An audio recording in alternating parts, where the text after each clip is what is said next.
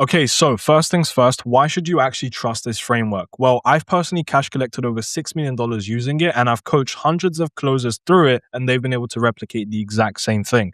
I founded Closer Fastlane, where we train, place, and manage appointment setters and closers across all different remote industries as well. So let's get into the differences between before you actually apply this framework in comparison to when you actually start applying it and doing it well. Before the framework, what you'll face is inconsistent months. You're going to be winging every single call. Like every single call is going to be like, oh, this was very different to that one. That was very different to this one. You're going to have the same leads and still zero closes. After the framework, and if you apply it well over a long period of time, what you're going to be able to do is hit predictable 5K weeks running a system where you've got the same leads, but you're getting a different result because now you're actually making the most of them. I used to coach Daniel, right? And this guy was on a complete dry streak, like couldn't close for Jack. And he came to me with zero closes. We ran this 5-step framework and he literally started killing it. Like I'm talking closing back-to-back calls, hitting record weeks. And like it just made such a big difference into the way that he sells, because I remember him mentioning to me that he just felt so much more confident and comfortable on his sales calls. So now you understand why you should trust it. You've seen somebody else apply it and do well. Let's get into the steps of this framework. Now, step one, right? You have to make sure that you are qualifying before the call. I can't express how important that is, and I'm going to break down into why each of these points are like really, really important. Step two, you have to make sure that you're setting the frame. This is very, very important. Like if you get the frame wrong, your entire sales call goes out the window. I don't care how good your like script is, right? Step three, run the roller coaster. And this is an emotional thing, which I'm going to get into in just a second. Step four, you take it away before you pitch. And I'll explain what that is. And step five, pitch in three and always, always, always assume the close, because assuming otherwise is never going to serve you. So let's get into it. Qualifying before the call. If the person isn't ready, get them off the call, period. Okay. Every minute you spend with someone who isn't informed, isn't prepared, or is just not the person that can make a decision, is just time wasted and a calendar slot that you could have spent on somebody that's actually going to buy. Now you need to know and understand what you should actually confirm before the call. Well, number one, they've actually seen the offer. This is going to sound like something that's so simple, but if you've been in sales long enough, you'll know that you'll occasionally get a prospect that actually has no idea why the fuck they're there. And if the appointment setter or if the closer hasn't done like a good job, sometimes they slip through the cracks and then you end up on a call where the guy doesn't even really know like what he's there for. Or this can also happen with leads or prospects that book a shit ton of calls. So they'll book a call with like a Forex person, a crypto person, a dropshipping person, and it's just really, really hectic. So we have to make sure they understand what they're showing up for, right? Number two, they know roughly how much it costs. And this is so important because a lot of closers and a lot of people in the sales space, they've been trained that, you know, you should never tell your price. So like the person shouldn't know how much it's going to cost, because then they don't know the value and you're never going to be able to close them, which is absolutely wrong. They should know roughly what it costs, because if you go and pitch in cold, who the fuck knows, man? Like they might expect it to be like $100 or something like that because they're broke and you just wasted time. Number three, they know who you are. Don't let them walk in blind. This can apply to multiple things. If you're a closer, you want them to at least know like who owns the company, right? You want them to know of your company. If they walk in and they think that you're just like this random person or like you're this random company, then you're not going to be able to set the frame properly, which is going to hurt you in the long run. So let's talk about some green flags and some red flags with a prospect. It's a green flag if they've seen the offer, they know roughly what it costs, and they know who you are. So one way of them knowing who you are is something that we do in like the show up process, right? Like increasing show rate. So sometimes what you can do is, as a closer, you can even send them a quick video, right? Through the appointment setter, where you're just like, hey, John, I've seen you've booked in a call with me. Super excited to talk to you. Look forward to the call. Any questions before then, let me know. Or anything along those lines, which is like a really, really good way to increase show rate, right? And also them knowing who you are. So when they show up to the call, it's like, oh, it's a familiar face type of thing. And for the red flags, which you need to find out in minute one, not minute 40, is if they are the decision maker. Do they need to loop somebody else in? Like if you don't find this out immediately, you're going to waste so much time and most likely going to have to book a follow-up call, which they're not going to show up to anyway. Now, here's what an unqualified prospect on a 45-minute call looks like. They don't know the price. They need to speak to their partner or speak to whoever the fuck they want to speak to, because they were never the decision maker, and that's 45 minutes gone, and a real buyer couldn't actually book that slot in. Okay. So hopefully that helps you understand why that step of qualifying before the call is so, so important. So let's get into step 2, which is setting the frame. The first few minutes decide how everything goes, by the way. So let's talk about the things that you shouldn't really do and why it actually ruins the call. Thank you so much for your time today. Oh my God, I can't believe how many calls I have reviewed and I see closers thanking prospect for showing up. What the fuck are you thanking them for? They've booked onto your calendar, okay? Like they need help and you're there to help them. Because this basically puts you beneath them before the call even begins. You know, it's like, oh, they're so grateful to have me here, you know? So, number 2, building fake rapport. Wow. Wow, wow, wow. It's such a terrible fucking mistake. How's the weather? Oh, what football team do you support? Like, what basketball team do you support? Fucking bullshit, bro. It's pointless. Nobody cares. It doesn't matter. It's not serving you, and it definitely isn't serving them either, right? They can tell that it's fake. It destroys trust immediately, and honestly, you just don't look like a professional. Okay, so, and number 3, wow, jump in straight into questions. Absolutely terrible. Hi. So what brought you into the call? No.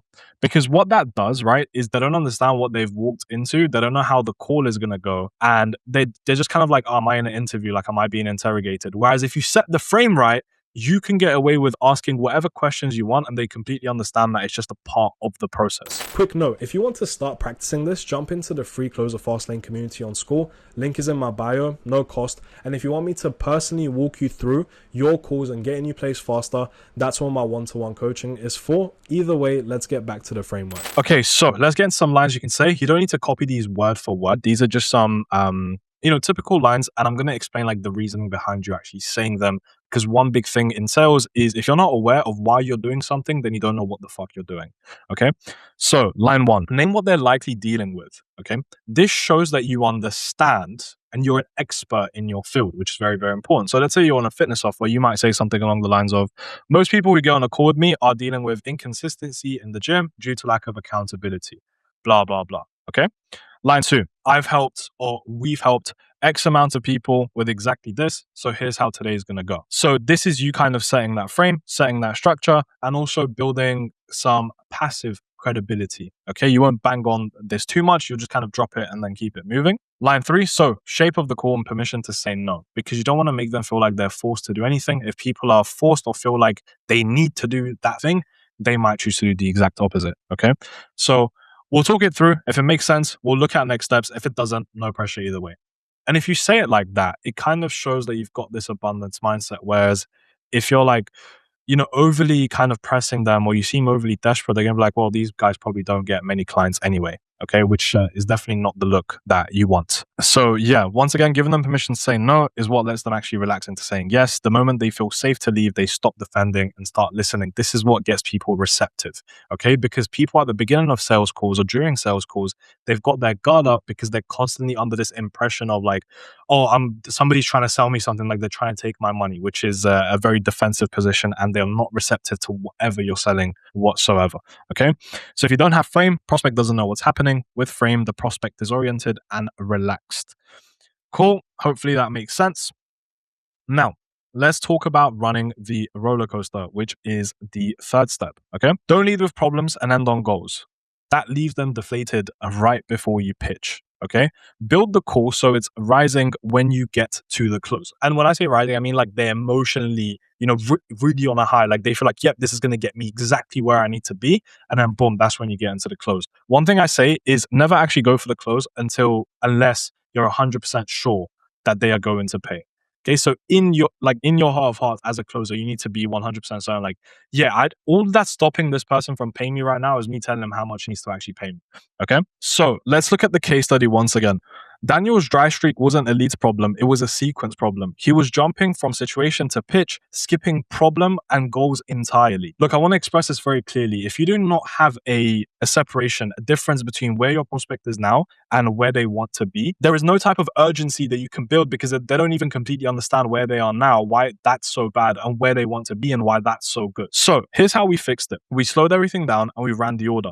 Situation, problem, goals, very vivid and specific, okay? And once we've done that, his next 2 calls both closed. And I want to express that once again. Same leads, same offer, just a different sequence is all it took to make that difference. Let's move into step 4. Take it away before you pitch. And here's what I mean by this. Once they are sitting in their goals, like really, really happy and excited about everything, take it away from them gently.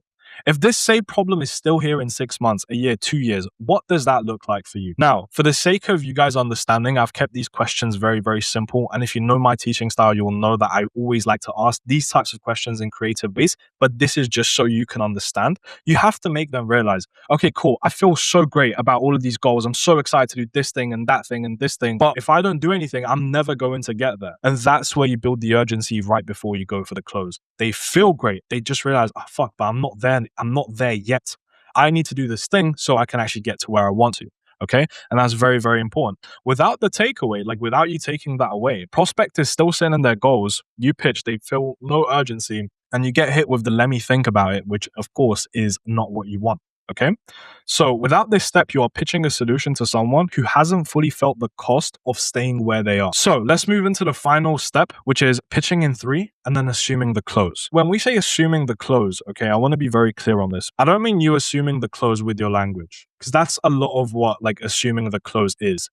Assuming the close is having a certain type of energy on the call where you just feel like anyone that speaks to us wants to buy. Anybody that speaks to us actually wants this fucking product. And if you behave out of that frame, everything is going to follow. Like your language, your body language, your tonality, your mindset on the call, just everything is going to come together. You want to use 3 points, which is in their words, okay? And then close in order, and you don't want to rush any of this part. So number 1, the problem, like you announce their problem back to them, okay? Use the exact words from step 3. What you do, that's going to solve it. So one specific piece of your offer, because your offer might have, like, let's say 5 deliverables, okay? But those 5 deliverables might service a different type of person more than different types of people. For example, if I was selling a Shopify, like drop shipping automation thing, right? And I had a person that was retired and had so much time on their hands, I wouldn't necessarily want to emphasize the fact that it's all automated. I would probably emphasize more of the ROI, and he can expect to make XYZ amount in the next 3 to 6 months. Does that make sense? So you want to pick something that best relates to their problem. And then you want to talk about the outcome it gets them. You know, you just match the goal into what your outcome is going to be. Match the goal that they said into what your outcome is going to be. So stage 1, you exhaust every question. Ask if they have any questions before discussing investment. Answer everything. Run out of questions before you name a number. Best question that you want to ask before actually closing, and this one I'll just give you openly here. You want to say something along the lines of, hey man, from everything that we spoke about today, do you feel 100% confident that we can actually help you get from where you currently are to where you want to be? If you get a convincing yes, only then move on. If you don't get a convincing yes, dig into it before you drop price, okay? It's always easier to handle an objection before you've mentioned the price. Always remember that. Stage 2, get real alignment. Do you believe this gets you to the goal that you described? I kind of mentioned it in the first step, but just to confirm once again, confirm you want a genuine yes, not a polite maybe. If it's a maybe, you don't have alignment and you need to go back to step 3. Okay. So stage 3, give the price, stack everything that's included, and then go quiet. The first person to speak after actually dropping the price loses 9 times out of 10. There's a very, very rare chance, or like there's a very rare case where you would need to speak afterwards, or you would need to speak first. But a lot of you that are watching this are currently beginners, or maybe you're not even remote sales yet. To be safe, just drop your price and then let it digest, and then let them speak first. Okay, stage 4. So this is where you assume the close. Talk about the next steps as if the decision is already made. So what we'll do is we'll get you set up, get you started. This is going to happen. That's going to happen. You talk them through the onboarding process. Not so much, oh, if you do decide to come on board with us and things like this. Okay, you need to have full-fledged confidence in the fact that they want this. Okay, so you want to be assumptive rather than conditional. Conditional is like if you decide to move forward. Assumptive is, so what we'll do is we'll do this, get you on an onboarding call. After that, we'll get your account set up, etc., etc. This is also really helpful because if you don't bring clarity about what happens after they pay, your prospect is going to feel very uncomfortable actually paying you, right? So they need to have full understanding, okay, I pay you and then I get this delivered. And you want to make sure that you deliver on those things as quickly as possible to avoid them getting cold feet, okay? So yeah,